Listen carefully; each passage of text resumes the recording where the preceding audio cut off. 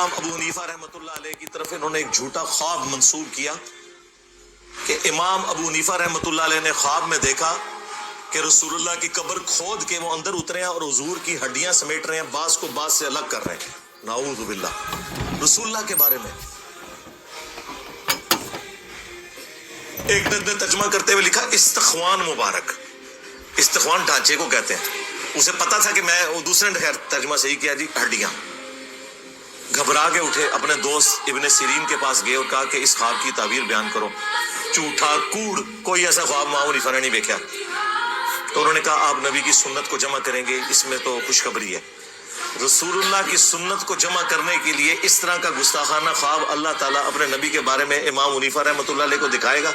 اور دکھانا تھا اللہ کے بندے کو جھوٹ کڑنا سی میرے کو سکھلا دے، میں بھی 31 سال بریلوی رہا کہ انہوں نے خواب میں دیکھا کہ نبی اسلام کے کپڑے، آپ کے برتن، آپ کی لاٹھی مبارک انہوں نے ایک جگہ جمع کی ہے، قبر میں اتر کے ہڈیاں۔ یہ کس امتی کا عقیدہ ہے کہ رسول اللہ کی قبر مبارک کے اندر ہڈیاں ہیں؟ نعوذ باللہ من ذالک۔ تم لوگ پھر حیات النبی کے عقیدے کو نہیں مانتے، صرف اس کے اوپر چندے بٹورتے ہو۔ تمام انبیاء اپنی قبروں میں آخرت کی زندگی کے ساتھ زندہ ہیں، ان کے جسم سلامت ہیں۔ یہ نبیوں کا پروٹوکول ہے۔ اس عقیدے کی جڑ قرآن میں موجود ہے۔ سورہ سبا کے اندر اللہ تعالیٰ نے فرمایا کہ حضرت سلیمان علیہ السلام لاٹھی کے سہارے یوں بیٹھے ہوئے تھے، اسی حالت میں موت آ گئی۔ وہ ٹیمپل آف سلیمان، ہیکل سلیمانی تعمیر ہو رہا تھا۔ جنات اتنے ان سے ڈرتے تھے کہ کسی کی جرت نہیں ہوئی کہ اس طرف بھی اس کا دماغ جائے کہ حضرت سلیمان علیہ السلام فوت ہو چکے ہیں یا ان سے پوچھ لے۔ تو قرآن کے الفاظ ہیں کافی عرصے تک وہ اس لاٹھی کے سہارے بیٹھے رہے، اور لاٹھی کو جب دیمک چاٹ گئی پھر ان کا جسم میں اثر زمین پہ گرا، پھر انہیں پتا چلا، اور انہوں نے کہا اگر ہم غیب جانتے ہوتے تو اتنی ذلت نہ کاٹتے۔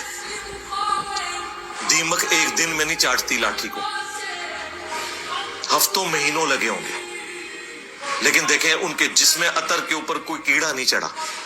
تو نبیوں کے جسم تو قبر کے اندر کیا باہر بھی وہ فوت ہو جائیں تو جسموں کو مٹی یا کوئی حشرات الارض نہیں کھاتا۔ یہ عقیدہ ہے۔ انبیاء کا تو درجہ بہت بلند ہے۔ صحیح بخاری میں امام بخاری لے کے آئے کہ حضرت عمر فاروق رضی اللہ تعالیٰ عنہ کی وفات کے آلموسٹ 70 سال کے بعد حجرہ عائشہ کی جب دیوار گری تو ایک پاؤں ظاہر ہوا، لوگ پریشان ہو گئے۔ عروہ ابن زبیر کو بلایا گیا جو حضرت عائشہ کے بھانجے تھے، عبداللہ ابن زبیر کے چھوٹے بھائی، اور حضرت زبیر عشرہ مبشرہ میں سے رضی اللہ تعالیٰ عنہ، ان کے بیٹے، ان کی تو وہ خالہ لگتی تھی اما عائشہ، کیونکہ وہ اسماء بنت ابی بکر کے بیٹے تھے تو وہ محرم تھے۔ وہ اندر گئے، ان کو پتا تھا کہ قبروں کی لوکیشن کیا ہے، تو انہوں نے بتایا کہ یہاں پہ حضرت عمر کی قبر تھی، یہ ان کا پاؤں ہے۔ پھر وہ پاؤں اندر کر کے تو دوبارہ سے تعمیر کر دیا گیا اس کو۔ اچھا، اس میں یہ بھی نہیں آیا کہ وہ پاؤں حضرت عمر نے خود اندر کر لیا ہو، کیونکہ وہ آخرت کی زندگی کے ساتھ ہے نا، دنیا کی زندگی تو نہیں ہے۔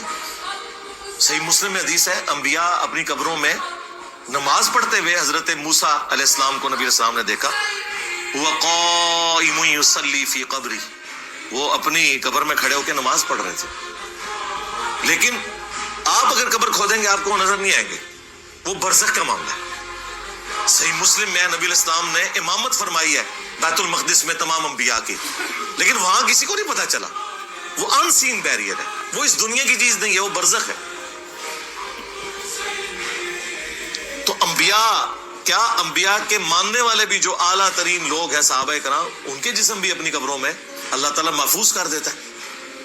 پھر وہ مشہور حدیث سنن نبی داؤد کے اندر جس کی صحت کے اوپر ہمارے استاد نے کلام کیا، شیخ زبیر علی زئی صاحب نے، لیکن انہوں نے انصاف کیا، مشکات کے فٹ نوٹ پہ لکھا کہ محدثین کی کثیر جماعت اس حدیث کو صحیح سمجھتی ہے۔ ان اللہ حرم علی الارض ان تأکل اجساد الانبیاء، بے شک اللہ تعالیٰ نے حرام کر دیا ہے مٹی کے لیے کہ وہ نبیوں کے جسموں کو کھائے۔ یہ سنن نبی داؤد کے اندر حدیث موجود ہے۔ نبی علیہ السلام نے فرمایا جمعے کا دن یوم مشہود ہے، اس دن مجھ پر کثرت سے درود پڑھو، بے شک تمہارا درود مجھ پہ پیش کیا جائے گا۔ صحابہ کرام میں سے کسی نے پوچھا یا رسول اللہ جب آپ مر جائیں گے اور آپ کی ہڈیاں مٹی میں مل جائیں گی، اب دیکھیں سوال کر رہے ہیں، کوئی 295C نہیں لگی. اس سوال کی برکت ہے کہ حضور نے جواب دے دیا. آپ نے فرمایا ایسا نہیں ہوگا, بے شک اللہ نے حرام کیا ہے. ان اللہ حرم علی الارض ان تاکل اجساد الانبیاء, اللہ نے مٹی کے لیے حرام کر دیا ہے کہ وہ انبیاء کے جسموں کو کھائے.